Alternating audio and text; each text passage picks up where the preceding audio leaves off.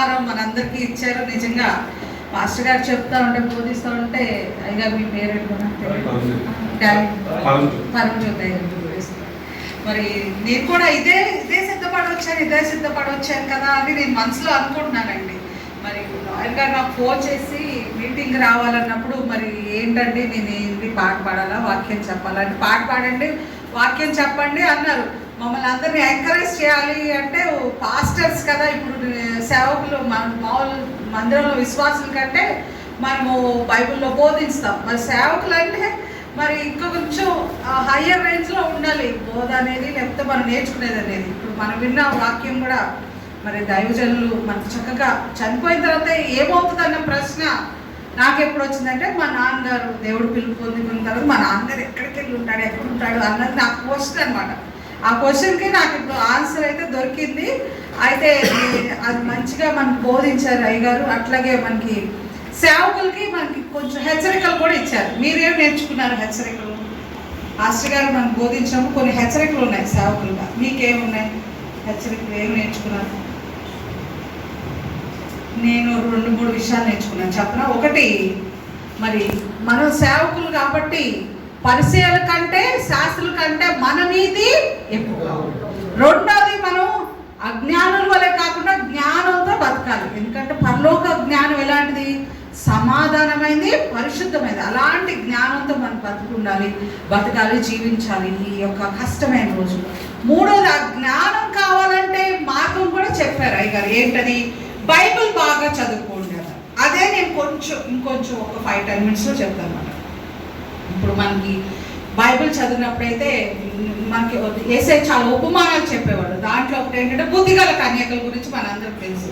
ఆ బుద్ధిగల కన్యకలు ఏం చేస్తారు? వారి దివిటీలు వెలిగించుకుని దేవుని రాకడకు సిద్ధపడారు. అట్లాగే మరి నేను కూడా ప్రిపేర్ అవుతున్నాను. లాయర్ గారు నాకు చెప్పినప్పుడు అసలు టైం లేదు. ఫ్రైడే చెప్పారు. ఫ్రైడే ఓకే సిద్ధపడతా ఉన్నాను. సాటర్డే వచ్చేసరికి సండే మెసేజ్కి సిద్ధపడుతున్నాను. సండే వస్తే ఇంకా నాకు ఫుల్ డే మా మందిరంలో సరిపోతుంది అనమాట. ఇంక ఎట్లయినా సరే ఒక్కసారి అంశం ఏంటో నేను ఒక్కసారి అలా చూసి 5 మినిట్స్ మెడిటేట్ చేస్తే దానికి సంబంధించిందంతా కూడా నాకు అర్థమైపోతుంది, ఒక పిక్చర్ వచ్చేస్తుంది. ఎందుకంటే దేవుని కృపను బట్టి నేను కూడా బైబిల్ బాగా చదువుకుని చాలాసార్లు చదువుకుని ఎప్పుడైనా ఎక్కడైనా ఏదైనా చెప్పగల కృప దేవుడు నాకు ఇచ్చాడు. అసలు భయం అయితే లేదు, డౌట్ అయితే అసలే లేదు. పాస్టర్ గారు అయ్యగారు చెప్పింది అయితే నాకు చాలా క్లియర్గా అర్థమైంది. మరి అయ్యగారు చెప్పింది ఇంకొంచెం ఏంటంటే, మన జీవితాలు మారాలన్నా, మనం బుద్ధిమంతులు జ్ఞానం కలిగి ఉండాలన్నా ఒకటే టిప్, ఒకటే సూత్రం. ఏంటది? రోజు బైబిల్ చదువుకోవాలి. బైబిల్ అనేది కంపల్సరీ. ఎందుకంటే ఈ రోజుల్లో మనం చూస్తున్నామండి, నేను చూస్తున్నాను వ్యక్తిగతంగా, మా విశ్వాసుల కంటే, మా మందిరంలో విశ్వాసుల జీవితాల కంటే దైవజనులు యొక్క జీవితాలు, వారి పరిస్థితులు చాలా దుర్భరంగా ఉన్నాయి. వాళ్ళ వ్యక్తిగత జీవితాలు కానీ, మరి ఆధ్యాత్మిక జీవితాలు కానీ చాలా చాలా భయంకరం. కొన్ని అయితే చెప్పలేనంత భయంకరంగా ఉన్నాయి, కొన్ని అయితే చాలా దారుణంగా ఉన్నాయి, కొన్ని అయితే అసలు మనం మాట్లాడుకోలేనట్లా ఉన్నాయి. అది మీకు తెలుసు, మాకు తెలుసు. అందరి గురించి కాదు, అన్ని విషయాల్లో కాదు, ఎక్కువగా. ఎందుకంటే సైతాను అంత్య దినాలు కాబట్టి గర్జించే సింహాలు ఎవరు మింగుతుందని దైవజనులే ముందు పట్టుకుంటుంది. అయితే తీర్పు కూడా దైవజనులకు 2 ఉంటుందని మనం జ్ఞాపకం పెట్టుకోవాలి. ఇప్పుడు కూడా మనం బోధించేవాడు మాత్రంగా కూడా ఉండకూడదు. మరి మనం ఎలా ఉండాలంటే వాక్యాన్ని పాటించేవాడుగా, వాక్యానుసారమైన జీవితం మనకు అందరికీ కావాలి అన్నదే నా అంశం. మరి పాస్టర్ గారు కూడా అదే మనకు బోధిస్తున్నారు. వాక్యానుసారమైన జీవితమే మనకు కావాలి. ఎందుకంటే వాక్యానికి అంత శక్తి, ప్రాముఖ్యత దేవుడు ఇచ్చాడు. మరి యోహాను సువార్త 1వ అధ్యాయంలో ఏమనుంది? 1వ వచనంలో, ఆది యందు వాక్యము ఉండెను, వాక్యము దేవుని యొద్ద ఉండెను, వాక్యము దేవుడే. మరి హిందువులు ఏం నమ్ముతారంటే, మొట్టమొదటి ఏం చెప్పేది నాకు చిన్నతనంలో విన్నా, మొట్టమొదటి ఓం అనే శబ్దం ఉందంట. ఓం అనే శబ్దం నుంచి బ్రహ్మ పుట్టాడంట. ఆ బ్రహ్మ నుంచి విష్ణు మహేష్ ఏంటంటే కథలు చెప్తారు. ఓం లేదు, గీమ్ లేదంట. ఫస్ట్ ఆది యందు, ఆది కాండంలోకి వెళ్తే అసలు అంతా సృష్టి అంతా ఇదంతా మనం ఉన్నది ఎట్లా జరిగిందంటే, మరి దేవుని ఆత్మ అగాధ జలములపై ఎలాడుతుంది అన్నమాట. అలాంటప్పుడు భూమి నిరాకారము, శూన్యంగా ఉంది. భూమికి అసలు ఆకారం లేదు, శూన్యం, అసలు ఏమీ లేదు భూమిలో. అప్పుడు దేవుడు కలుగును గాక అని పలికారు. ఫస్ట్ క్రియేషన్ ఏంటంటే వర్డ్, కలుగును గాక అని యేసుప్రభు వారు పలకంగానే మనకి ఈ మనం చూస్తున్న ఈ సమస్త సృష్టి అంతా కూడా జరిగింది. కాబట్టి వాక్యానికి అంతా ప్రాముఖ్యం ఉంది. అంతేకాకుండా మనం ఎప్పుడైతే తండ్రి అయిన దేవుడు వాక్యం చేత ఇవన్నీ సృష్టించాడో, దీని మీద నరుని ఆధిపత్యాన్ని ఇచ్చింది కాకుండా యేసుప్రభు వారు వాక్య రూపంగా ఆయన దేవుడు వాక్యము శరీరధారి, కృపా సత్య సంపూర్ణ వాక్యానికి మనం శరీరం పెడితే అదే యేసుప్రభు వారు ఆయన వచ్చారు. ఇంకా మనం ప్రకటన గ్రంథంలో చూస్తారంటే అక్కడికి మన పరలోకం వెళ్ళిన తర్వాత పరిశుద్ధులుగా మరి పరిశుద్ధత కలిగి పరలోకం వెళ్ళిన తర్వాత ప్రతి వారు ఒక నూతనమైన పేరు ఇవ్వబడుతుంది. మీకు ఒక పేరు, నాకు ఒక పేరు. దేవుడు ఏం చేస్తాడంటే మరి ఒక రాయి మీద, తెల్లని రాయి మీద నూతనమైన పేరు చెక్కి ఈ నుదుటి మీద మనకు పెడతారు. మరి యేసుప్రభు వారికి ఉన్న పేరు ఏంటంటే పరలోకంలో ఆయన తెల్లని గుర్రం మీద వస్తూ ఆయన తొడ మీద వర్డ్ ఆఫ్ గాడ్ అని రాయబడుతుంది. ఆయన వస్త్రముల మీద word of God. Word of God అంటే దేవుని వాక్యం. అంటే యేసయ్యకు ఉన్న ఇంకో పేరేంటి? దేవుని వాక్యమే. కాబట్టి అసలు ఈ వాక్యము ఎందుకింత ప్రాముఖ్యత అంటే మనం చూసినట్లయితే హెబ్రీయులకు రాసిన పత్రిక 4వ అధ్యాయం 12వ వచనంలో వాక్యం యొక్క ప్రాముఖ్యత మనకు తెలుస్తుందండి. అదేంటంటే దేవుని వాక్యము సజీవమై బలము గలదే, ఎటువంటి రెండంచుల ఖడ్గము కంటే వాడి గలదే, అది ప్రాణమును ఆత్మను విభజిస్తుంది, మరి ఎముకలను మూలుగులను విభజిస్తుంది, మరి హృదయము దాని తలంపులను ఆలోచనలు శోధిస్తూ ఉంటుంది. వాక్యం అది చాలా వాడిగల ఖడ్గం. నేను మా మందిరంలో దేవుడిచ్చిన సర్వాంగ కవచం ఉంటుంది కదండి. మనం అందరం సైనికులు లాంటి వాళ్ళమే. మరి సైనికులకి ఎట్లా ఖడ్గం ఉంటుంది, బాంబులు ఉంటాయి, హెల్మెట్, షీల్డ్ ఉంటుందో దేవుడు మనకు కూడా ఇచ్చాడు. అది మనకి కత్తి ఏంటి? వాక్యం అనే ఖడ్గం. అది మనం ఎలా వాడుకోవాలి? యేసుప్రభు వారు ఆ 40 దినాలు ఉపవాసం ఉన్నప్పుడు అరణ్యంలో సాతాను వచ్చి శోధిస్తూ ఉంటాడు. ఏమన్నట్టు ఈ రాళ్ళను రొట్టెన్గా చేసుకుని తినంటే నీ తండ్రి అయిన దేవుడు నువ్వు శోధించవద్దు అని యేసుప్రభు వారు కూడా వాక్యం ద్వారానే ఆ సాతాన్ని గద్దించారు. ఇప్పుడు మనకి యేసుప్రభు వారే వాక్యం వాడితే ఇంకా మనలాంటి వాళ్ళకి ఎంత వాక్యం అవసరమో గుర్తుంచుకోండి. ప్రతిరోజు వాక్యం చదువుకుని వాక్యం ధ్యానిస్తేనే మనకి ఆ వాక్యం.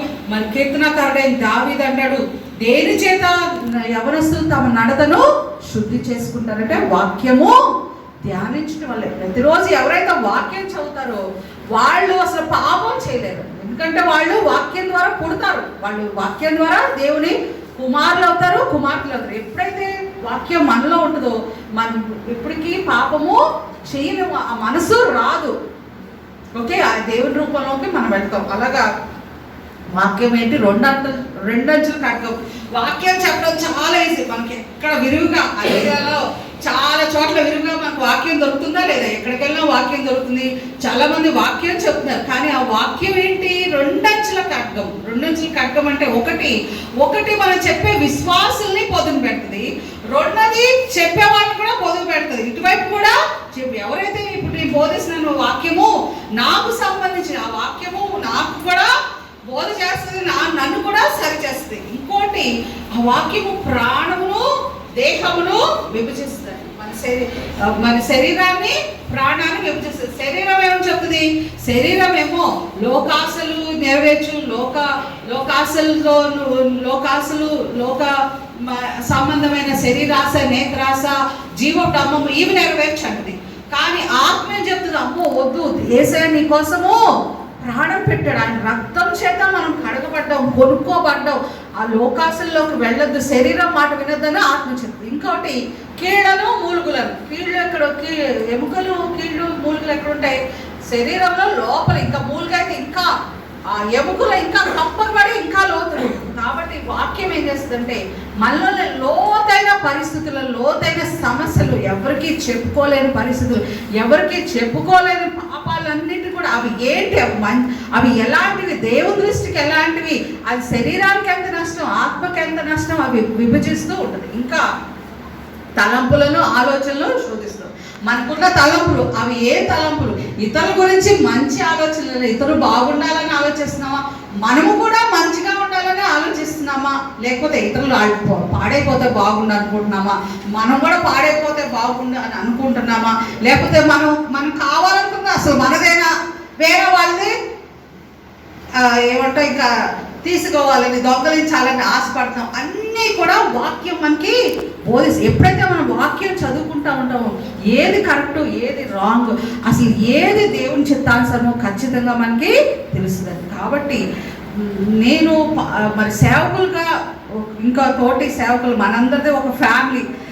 అందుకే నా యొక్క వ్యక్తిగత అడ్వైస్ లేకపోతే కన్సర్న్ ఏంటంటే అందరూ కూడా వాక్యంలో బాగా నాటపడాలని. ఎందుకంటే యేసుప్రభువు వారు కూడా శిష్యులకి ఏమని చెప్తారంటే ఒక బుద్ధిమంతుడిని పోలి ఉండాలని. ఇప్పుడు మనకి బుద్ధిగల కన్యకులు ఉన్నారు, వాళ్ళు దేవుని కోసము సిద్ధపడి దేవుని దగ్గరికి వెళ్ళిపోయారు, దేవునితో వెళ్ళిపోయారు. అట్లాగే సేవకులు కూడా బుద్ధిమంతుల్లాగా ఉండాలి. 10 మంది బుద్ధిగల కన్యకల వల్ల సేవకులు కూడా బుద్ధిగల వారిలాగా ఉండాలి. ఎలా వస్తుంది ఆ బుద్ధి అంటే మత్తయి సువార్త 7వ అధ్యాయము 24వ వచనం చదివితే మనకి ఆ బుద్ధి జ్ఞానం ఎలాగొస్తుందో ఇంకొక 1-2 వచనాలతో నేను ముగిస్తాను త్వరగానే. మత్తయి సువార్త 7వ అధ్యాయం 24వ వచనం చదవండి.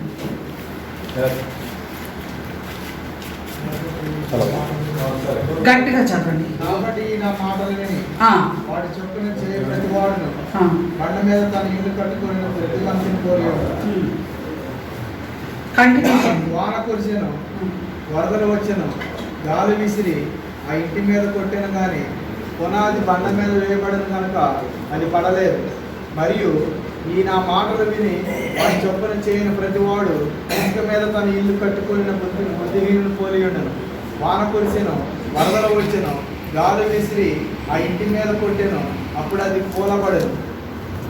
దాని పాటు గొప్పదని చెప్పాను. ఆమె దేవుడి వాక్యం దీవించాక మరి బుద్ధిమంతుడు ఏం చేస్తాడంటండి, ఈ మాటలు విని దాని ప్రకారము చేస్తాడు. ఎప్పుడైతే వాక్యము అనే పునాది వాళ్ళ గృహానికి, వాళ్ళ జీవితానికి, వాళ్ళ సంఘానికి ఉంటుందో ఆ తలకు మూలరాయి ఎవరు? క్రీస్తే.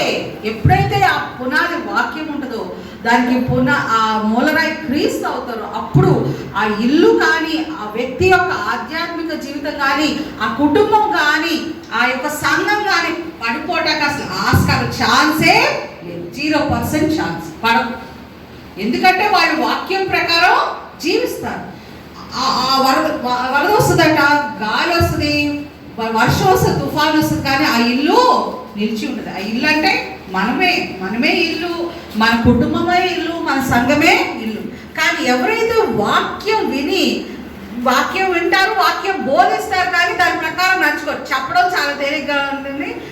మీరు దొంగిలించద్దు, అబద్ధాలు చెప్పద్దు, వ్యభిచరించవద్దు అని చెప్తారు, అందరూ చెప్తారు.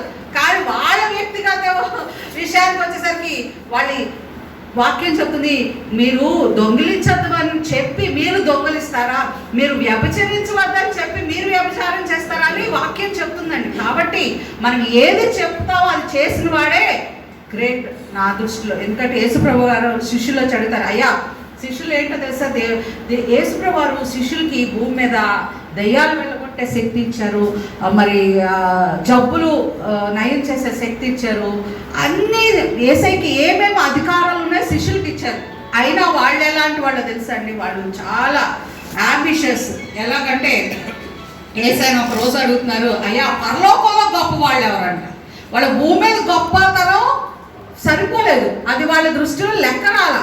పరలోకంలో గొప్ప వాళ్ళు ఎవరని అడుగుతున్నప్పుడు యేసుప్రభు వారు అవుతారు. ఎవరైతే నా వాక్యము విని దాని ప్రకారం నడుచుకుంటారో వాళ్ళే పరలోకంలో గొప్పవాడు. యేసుప్రభు వారు క్లియర్గా చెప్పింది ఏంటంటే వాక్యం ప్రకారం జీవించాలి, వాక్యం ప్రకారం